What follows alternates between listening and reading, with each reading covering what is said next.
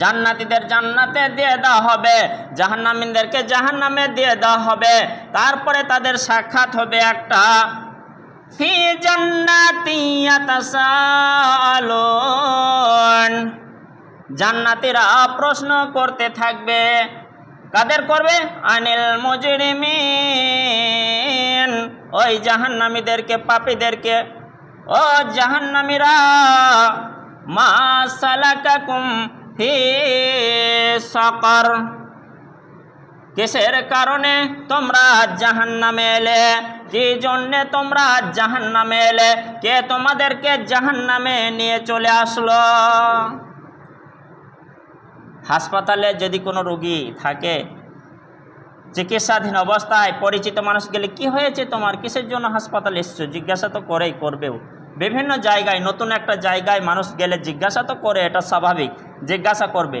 সেই রকমই জান্নাতি মানুষেরা জাহান্নামীদের জিজ্ঞাসা করবে, আর জাহান্নামীরা একবার জিজ্ঞাসা করবে না তোমরা জান্নাতে কেন এসেছো। তারা জানে, জাহান্নামীরা জানে এই কাজগুলি করলে আমরা জানতাম, আসতাম। কিন্তু জাহান্নামীরা জান্নাতীদের জিজ্ঞাসা করবে, তোমাদের দোষ ছিল, তোমাদের পাপ ছিল, তোমরা এসেছো তো কিসের কারণে আসনি জান্নাতে, জাহান্নামে এসছো কিসের কারণে তোমরা বলো। মা সালাকাকুম ফি সাকার, কেন তোমরা জাহান্নামে এসছো? উত্তর কিন্তু রেডি তাদের।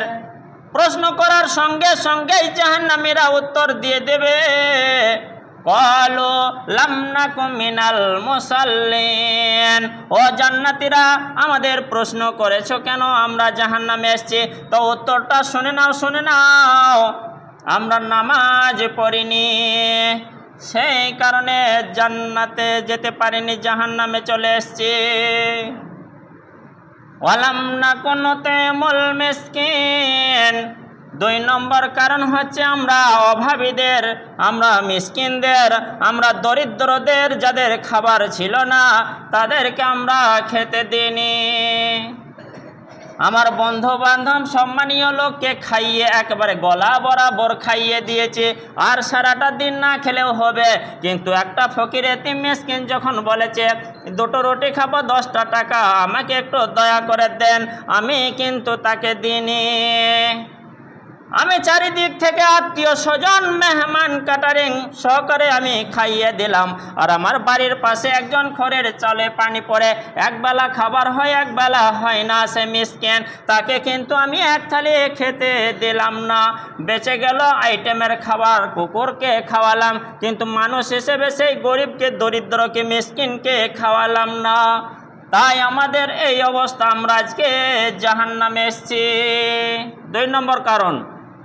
3 নম্বর কারণ হচ্ছে ওয়া কুন্না নাখুযু মাল খায়িদিন, আর ভালো মানুষদের ওপরে যারা, যে সমস্ত মানুষেরা অপবাদ দিত, যে সমস্ত মানুষরা ভালো মানুষদের ওপরে দাগ মারত, যে সমস্ত মানুষেরা ভালো মানুষদের গীবত করত, চর্চা করত, দোষারোপ করত, দোষ করেনি তাও দোষারোপ করত, তো যারা চুগলখড়ি করত তাদের সাথে সাথে আমরা মাথা নড়িয়ে নড়িয়ে সাপোর্ট দিতাম, হ্যাঁ হ্যাঁ, তাতে 1 কাপ চায়ের জন্য হোক, 10টা টাকার জন্য হোক, কিছু সুবিধার জন্য হোক, আমি বিবেচনা করি নাই হ্যাঁ লোকটা দোষী বটে কি দোষী নয়, সে চিন্তাটা না করে যারা দুর্নাম অনর্গল চুগলখড়ি গীবত করত ভালো মানুষের, সৎ মানুষের, আর আমি মাথা নড়িয়ে নড়িয়ে সাপোর্ট করতাম, হ্যাঁ হ্যাঁ বটে বটে।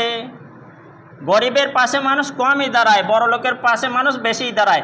এ চিন্তা না করে আল্লাহর কথা চিন্তা করতে হবে, জাহান্নামের আগুনকে ভয় করে চিন্তা করতে হবে।